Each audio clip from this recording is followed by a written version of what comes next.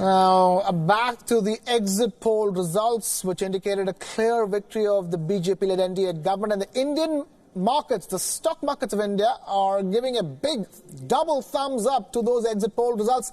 Now, the benchmark indices of the Indian stock markets, the Nifty and the Sensex, posting their best gains of the year 2019. In the opening session of trade, we have my colleague, Mohammed Saleh, joining us on this broadcast with more.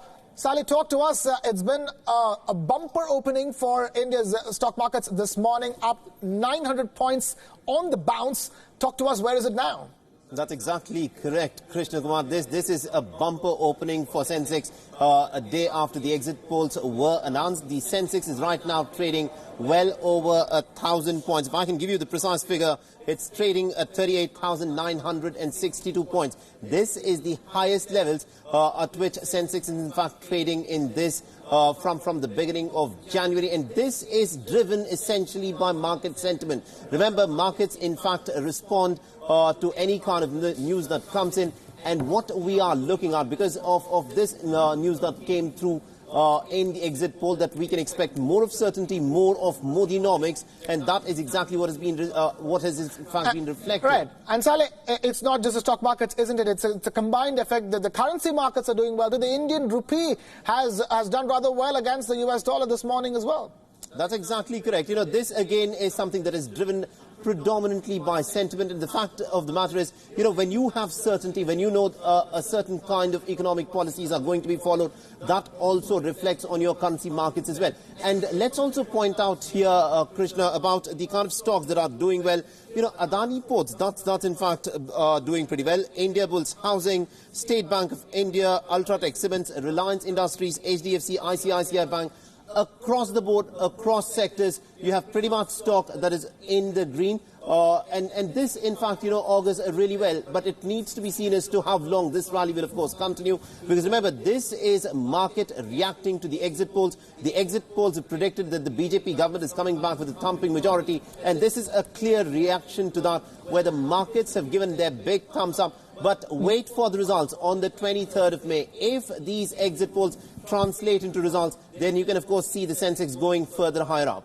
That's exactly what I was going to arrive at, Saleh. I was going to ask you that, because these 900 points or so is based on exit poll results, and it could. And analysts, many analysts across the board have said that exactly what you're telling us right now, which is wait for the 23rd of May, and all of this points to rather a good beginning, so to speak, when the new government takes charge on the 26th of May for the Indian economy and the Indian market and the Indian industry. That's exactly correct. Now, on the 23rd of May, we'll have a much clearer picture as to who will, in fact, be ruling India. But at this point of time, you know, just a word of caution here, Krishna, because markets, the way they move is driven predominantly by market sentiment, not necessarily by financial fundamentals. Now, what the market is reacting at is this positive, upbeat mood in terms of how they see will be India's economic policies. But the next government that will, in fact, come in, even if it is the Narendra Modi government, will have to contend with a lot of fundamental issues. There is agrarian distress, there is the issue of NPAs, that of course is a huge bit of an issue that they'll have to look at.